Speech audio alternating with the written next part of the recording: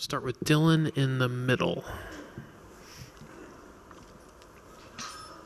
Dave, the ball with Teo out there in right field, Mookie's throw, on the potential double play ball, the wild pitches, that part of the game, how disconcerting was that to you today? Yeah, you look at giving up bases,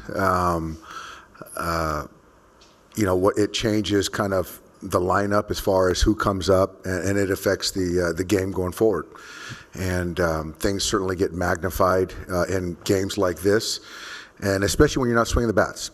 And so I thought tonight Blake pitched a heck of a ball game. But yeah, giving up bases and not converting outs when you have an opportunity to convert outs, that came back to bite us tonight.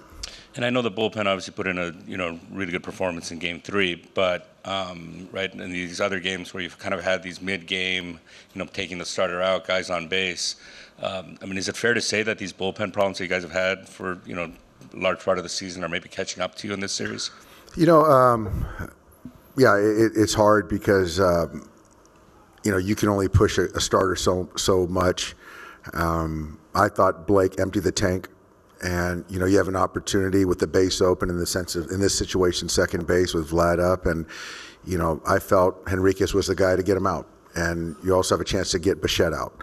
I pushed Blake as much as I pushed him all year. And, you look at the 3 games that we lost, it spiraled on us with guys on base.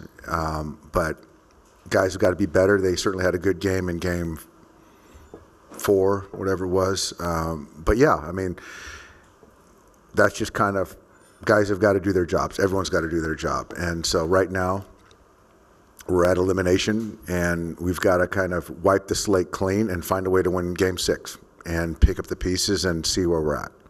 Far back on your right, Bill. Doc, how concerned are you about the offense? The last 2 games, you guys are 10 for 61, which is 164, and you also 0 for 6 with runners in scoring position. How concerned are you about that? Doesn't feel great. You clearly see those guys finding ways to get hits, move the baseball forward, and we're not doing a good job of it. I thought Yusevich was good tonight, mixing his fastball slider and the split. But yeah, you still have to use the whole field and take what they give you. And if they're not going to allow for slug, then you've got to be able to kind of redirect and down club down to take competitive at bats. And you see whether it's, Barger or Bichette, those guys are doing it. But again, we have that ability. We've got to make some adjustments. We've seen Gossman a ton. A lot of our guys have seen him. So we just got to continue to, I just think we just got to come in fresh. And we've been, again, like I said, we've been in elimination games, a core group of these guys. And, we got to find a way to win a game. That's it. Right up front, Doc. Dave, can you talk to players individually, especially about hitting, things they might make an adjustment to? The hitting guys, talk to them. I talk to them at times as far as kind of not getting into the mechanics, just more of trying to free them up to go out there and just compete. And whatever it takes to free these guys up and not try to put too much pressure on themselves, because everyone wants to perform. They're all prepared. But yeah, there's times I try to intervene and try to take a little bit of the anxiety out. Several in the third row on your left. Katie? Oh, sorry. Who has the mic? Oh, sorry.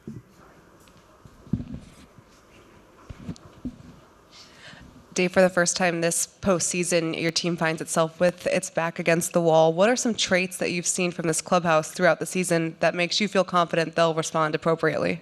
I think that there's a fight in there. There's a compete that I think there's more in there. I know there's more in there. We've won 2 games in a row, but again, it just comes down to one game. So I think that we've been in a lot of elimination games, and we found a way to come to the other side, get on to the other side. So I expect Yamamoto to throw well, but we still got to take good at bats and play, catch the baseball, convert outs, and we play a good, clean game.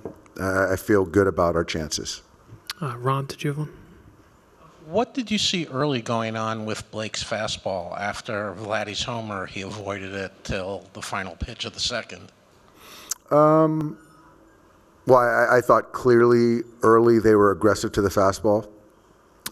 Schneider, Vladdy, and then, you know, he got the Bichette strikeout on some breaking balls, and I think then he just kind of settled into the game, and I honestly thought he threw the ball well.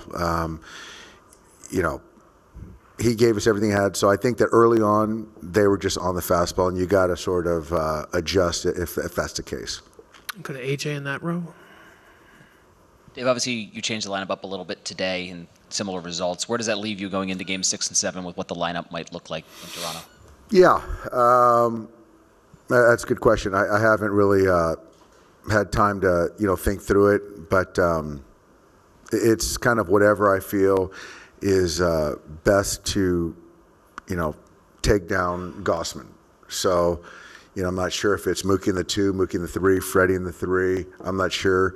But at the end of the day, regardless of, you know, who we run out there or what construct, we still got to take good at bats, all of us, you know.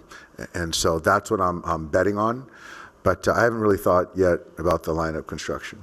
Jim on your left. Skipper Jim Hill, KCAL 9 News. What disappointed you the most about tonight's game?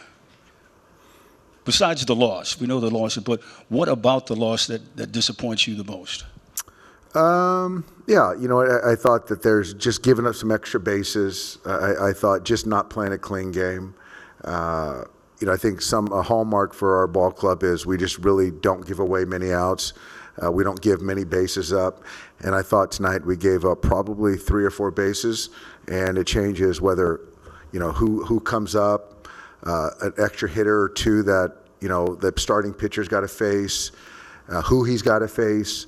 So that part of it, and, you know, just the ability to, you know, find some outfield grass. And there's a lot of swing and miss tonight, which, you know, I think we can get better at. The 2 last ones, Jeff in the middle here. Earlier in the season, Mookie struggled a little bit, got hot again, and now kind of reverting back. Maybe that's an accurate thing to say. And even that shaky throw to Edman there, is everything okay with Mookie?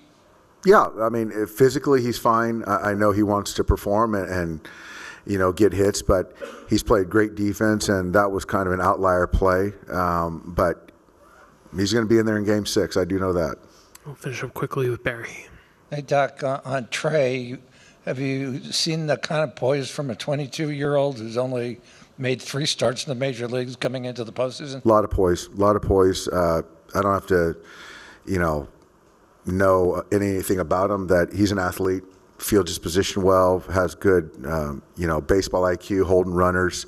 There's no panic, as you said. There's a lot of poise, and, you know, you got to tip your cap to him. Game 1, Game 5 on the road, and the way he performed, pretty impressive.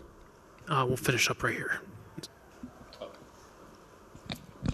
Dave, do you feel like Mookie's probably pressing too much at the plate?